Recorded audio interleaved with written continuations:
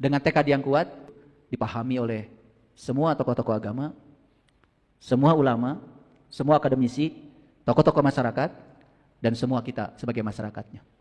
Saya yakin bangsa kita akan menjadi bangsa yang jaya kalau kita semua ikut memikirkan ini, sekaligus ikut berkontribusi membangun kesadaran kolektif untuk kejayaan bangsa kita. Karena mencintai tanah air adalah sebuah ruhnya ibadah. Mencintai tanah air sebagian daripada iman. Itu yang dikatakan Rasulullah. Nah, saya masuk dulu ke kurikulum cinta. Jadi inisiatif ini datang dari Profesor Dr. Nazaruddin Umar, Menteri Agama yang sekarang, yang keren. Jadi beliau punya inisiatif mengembangkan pendidikan agama dan keagamaan yang bertujuan menanamkan nilai cinta. Nah, nilai cinta yang dikembangkan apa? Perhatikan Bapak Ibu, ada 4. 1, cinta kepada Tuhan. Hablum minallah. Ini tidak gampang Bapak Ibu. Da cinta mah moal tiasa atuh ari henteu tepang mah. Piraku jojolan cinta we panggih teu. Betul enggak? Karena ada dalilnya. Witing tresno jalaran soko kulino. Timbulnya tresna, cinta itu karena sering ketemu. Itu dalil dari leluhur kita. Ieu mah panggih acan. Nyaho henteu. Ari ngomong, aku mencintaimu ya Allah. Keheula cek Allah. Ini disebut cinta pangeretan teh ieu jiga nama. Ya. Tahajud we nya daya kahayang. Makanya begitu hudang jam 2 peuting cek malaikat teh kek tumben tuh. Da biasa nama jam sakit. Ieu hudang cek malaikat teh pasti boga kahayang sia mah. Bener eta tahajudna mah 2 rakaat we. Kahayang nama nguntui. Bapak Ibu, jadi kurikulum cinta itu menanamkan nilai cinta kepada Tuhan yang pertama. Berarti ini yang disampaikan oleh Profesor Nazaruddin Umar itu apa? Ini pesan supaya kita mengenal dia, pesan supaya kita tahu dan kenal kepada dia. Gak mungkin cinta kalau kita gak kenal. Jujur Bapak Ibu, urutan cinta gimana? Bertemu, mengenal, cinta. Setuju? Bisa gitu cinta. Mengenal enggak, bertemu apalagi. Untuk mengenal itu Bapak Ibu, bertemunya pun harus sering. Betul? Berarti rumusnya apa? Bertemu sesering mungkin. Baru saking seringnya bertemu, kenal kan? Baru timbul cinta. Tapi dari kenal itu 2 Bapak Ibu. Bisa cinta, bisa enggak. Panggihna sering. Makan bareng. Keur bobogohan. Tapi tiap dahar teh mayar teh sorangan-sorangan.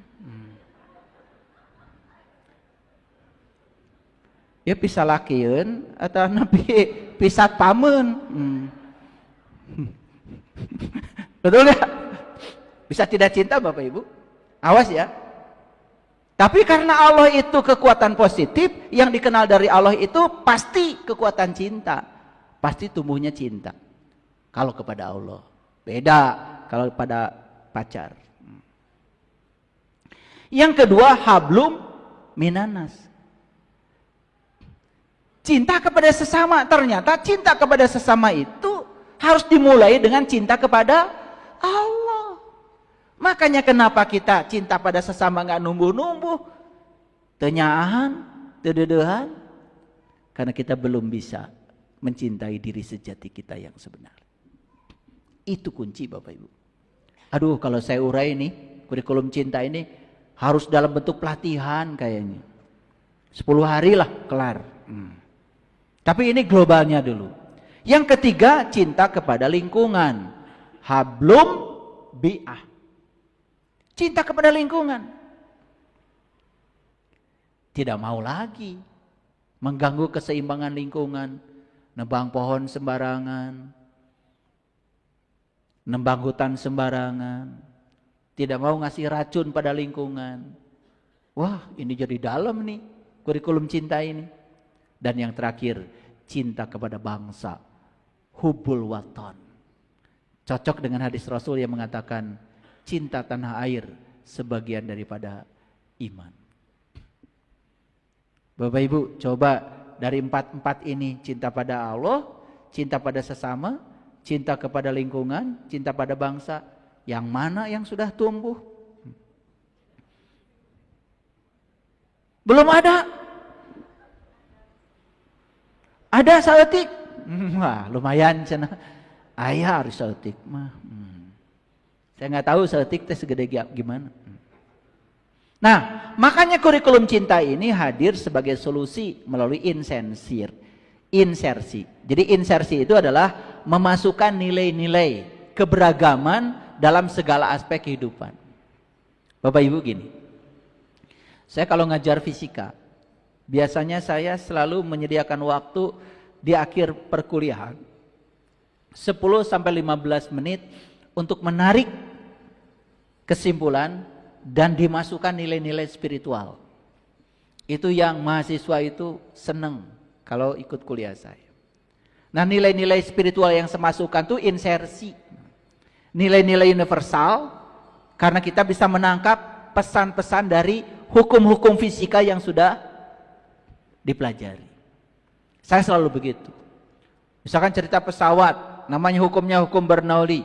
Bagaimana pesawat bisa terbang? Terus. Nah, terakhir kemudian saya memasukkan nilai-nilai universal. Coba, siapa yang menciptakan pesawat? Bermanfaat gak pesawat? Bermanfaat. Selama ini kalau tidak dimasukkan nilai insersinya, mahasiswa menganggap seolah-olah yang menggunakan pesawat buat umroh, buat haji lebih mulia daripada yang menciptakannya. Betul nggak Bapak Ibu? Betul apa tidak? Coba Bapak Ibu tanya, soleh mana? Yang umroh pakai pesawat, yang haji pakai pesawat, dengan yang menciptakan pesawat. Yang mana Bapak Ibu? Oh, yang menciptakan. Alhamdulillah. Sadar geningan? Nu numpak mah kari diuk. Tetapi bagaimana pesawat itu diciptakan? Bagaimana supaya menciptakan suatu mesin yang bisa berlaku hukum Bernoulli, hukum alam semesta, sehingga pesawat yang bertonton itu bisa terbang di udara. Itu yang soleh itu Bapak Ibu. Kalau gitu saya nanya lagi, soleh mana? Yang sholat di masjid dengan yang bikin masjid. Oh, yang bikin masjid baru sadar.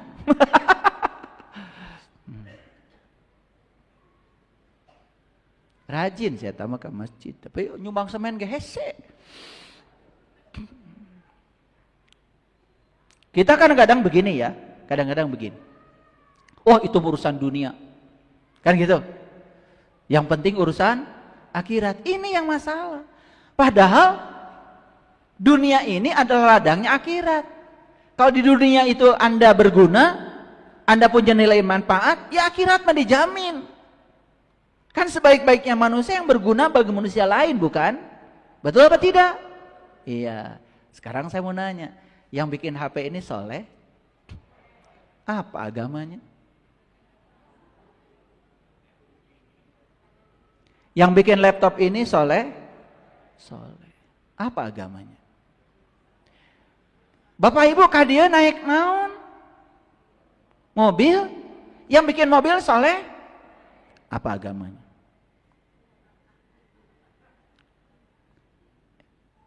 Yang bikin sepeda motor soleh? Apa agamanya?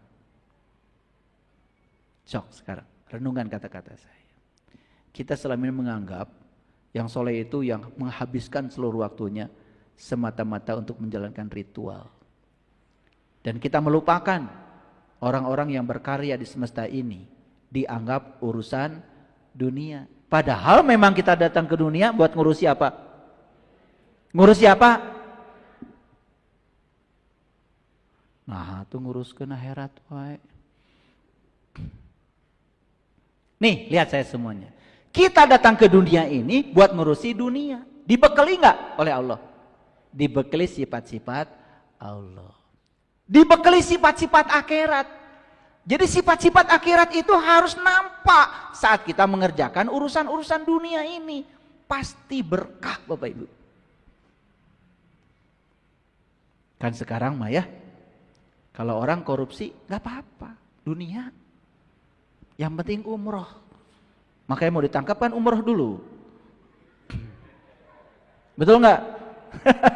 Bingung gak Bapak Ibu? Bingung gak? Oh gak bingung? Luar biasa ya Bapak Ibu ya. Yuk sekarang kita buka ya. Jadi sebetulnya kita ngurusi dunia ini akan selamat kalau kita membawa sifat-sifat Tuhan dalam diri. Jadi sifat-sifat akhirat ya sudah dibawa oleh kita ketika berkarya di semesta ini. Udah pasti nggak ada korupsi, pasti semua sejahtera, keadilan sosial bagi seluruh rakyat Indonesia. Saya percaya. Sekarang ini masalah kita, korupsi sudah sangat luar biasa. Sehingga yang kaya banget, yang miskin banget. Makanya kita mengalami krisis di mana kelas menengah hilang di Indonesia. Ek telengit kumaha tuh dari rampok wae. Sampai sini ngerti? Oke. Nah, ada satu pernyataan yang ingin saya sampaikan.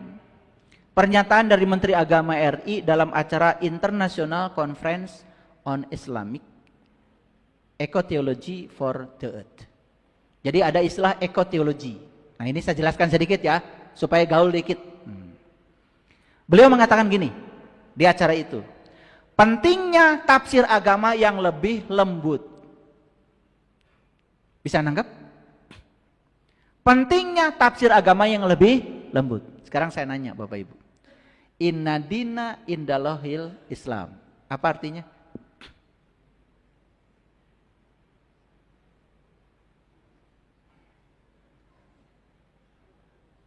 Tuh, nggak bisa jawab kan? Oke, coba bahasa Arabnya aja, belajar bahasa Arab sedikit-sedikit. Inna dina sesungguhnya agama, indallah bagi Allah, Islam itu bahasa Arab. Bahasa Indonesianya apa? Damai, sejahtera, selamat. Padahal kata-katanya kan sederhana. Sesungguhnya agama bagi Allah adalah damai, selamat, sejahtera gitu. Ada nggak di situ tendensi pada agama tertentu? Nggak ada. Kira-kira lembut nggak kalau gitu? Itu maksudnya tafsir agama lebih lembut. Tidak mendiskreditkan kelompok lain. Keren nggak kalau gitu? Ya sudah. Kalau Anda beragama Islam, tunjukkan Islam Anda. Islam itu damai, sejahtera. Betul nggak? Gitu. Keren nggak kalau gitu? Sudah sejahtera belum? Belum Islam itu berarti. Sudah damai? Pasea wae? Iya mah sareng caroge pasea moal dinten cenah agamana damai. Bingung saya. Inna din indallahil Islam. Sesungguhnya agama bagi Allah adalah damai. Terjemahkan semua jadi enak. Jadi sebetulnya inti sari agama itu kan sebetulnya adalah damai, sejahtera, selamat kan gitu. Coba Bapak Ibu, ada nggak orang yang celaka dalam hidup ini? Ada? Ada. Gara-gara apa itu? Kan gara-gara tidak mendengarkan suara kebenaran kan? Betul nggak? Yuk Bapak Ibu semua pernah punya pengalaman kan? Coba. Jangan dengarkan intuisi dari dalam. Ikuti aja ambisi dan ego. Pasti celaka. Betul nggak? Itu. Nah, Islam itu kan selamat artinya. Jadi kalau ingin selamat, Satu, dengarkan suara kebenaran dari dalam. Karena intuisi itu hidup setiap saat. Hidup setiap saat. Oke, lanjutkan. Pentingnya tafsir agama yang lebih lembut, terutama di tengah keberagaman budaya dan kepercayaan di Indonesia. Pemahaman agama yang ekstrim dapat muncul karena kesalahan dalam menafsirkan ajaran agama. Penyakit kulit. Paham ya? Oke. Terutama jika penafsiran tersebut tidak mempertimbangkan konteks budaya dan sosial. Menteri Agama juga mendorong ulama dan akademisi untuk membuka ruang tafsir yang adaptif terhadap perubahan zaman dan menghargai nilai-nilai budaya. Wih, keren ini sambutan Menteri Agama. Tafsir agama yang adaptif. Wih, itu. Dan ini diserukan buat siapa? Ulama dan akademisi. Keren. Keren gak Bapak Ibu? Ya. Saya yakin ini adalah awal kebangkitan Indonesia untuk menjadi negara maju. Saya yakin. Ya, sudah muncul pemimpin-pemimpin yang berkesadaran. Belum semua nggak apa-apa, sabar. Nah, saya membaca Nahjul Balaghah yang ditulis oleh Syekh Muhammad Abduh. Nahjul Balaghah itu di dalamnya isinya adalah mutiara-mutiara hikmah dari Sayyidina Ali bin Abi Thalib. Saya menyampaikan salah satu mutiaranya dari beliau apa? Kekurangan orang kaya adalah kikir. Stop dulu sampai di situ. Stop dulu. Cenah kakupingeun kudu beunghar.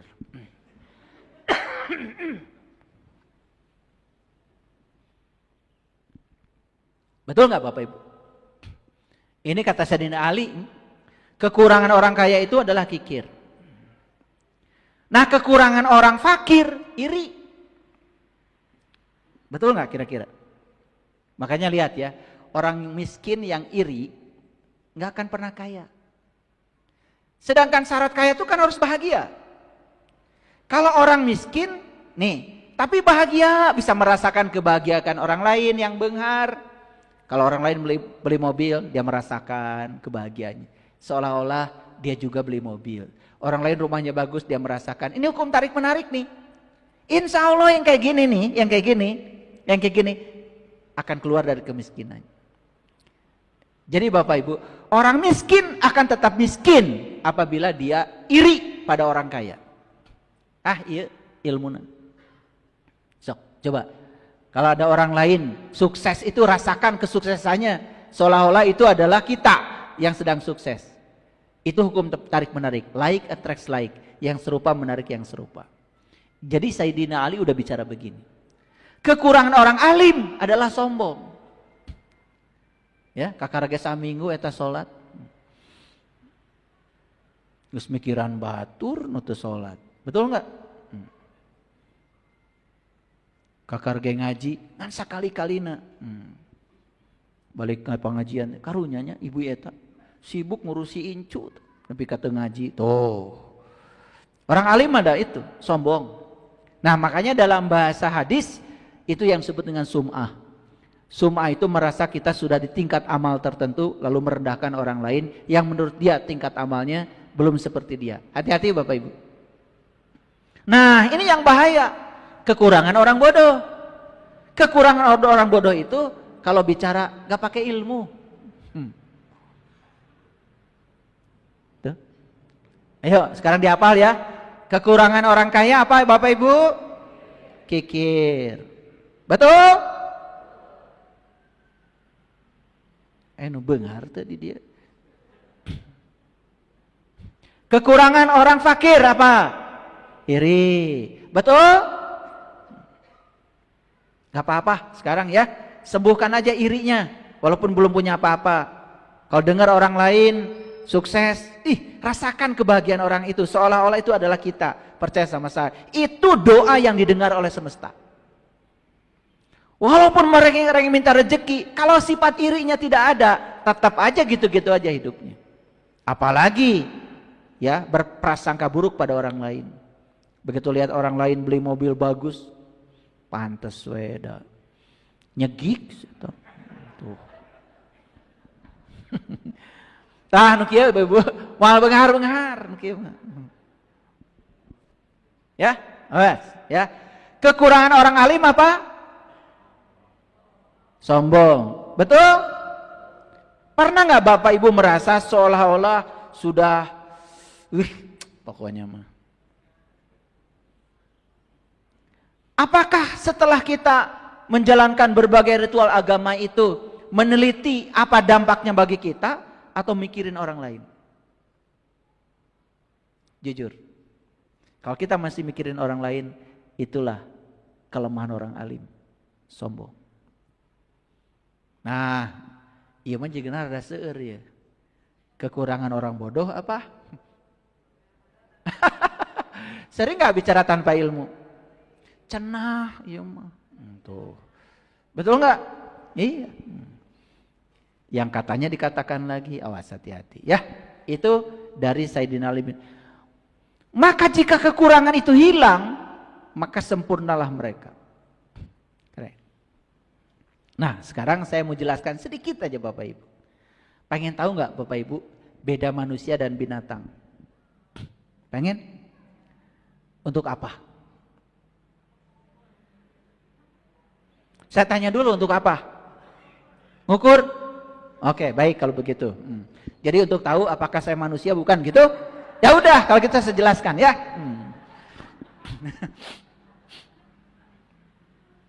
Dunia kebinatangan itu adalah suatu kebodohan, di mana seseorang hanya digerakkan oleh naluri. Naluri itu apa? Nafsu birahi, nafsu makan, nafsu minum, itu namanya naluri. Ya, jadi kalau ada orang mengaku manusia, tetapi hidupnya hanya digerakkan oleh naluri saja, ya, naluri saja. Nah itu, udah kejawab ya, itu. Yang kayak gitu kan binatang. Lanjut dulu, belum begitu cerdas menangkapnya. Manusia adalah seseorang yang memiliki keseimbangan antara naluri, sifat-sifat manusiawi yang disebut dengan akal budi dan cinta kasih. Apakah manusia itu punya naluri seperti binatang? Punya. Punya Bapak Ibu. Gak bisa dihilangkan itu, gak bisa. Tetapi manusia itu yang punya keseimbangan antara naluri dengan sifat-sifat manusiawinya.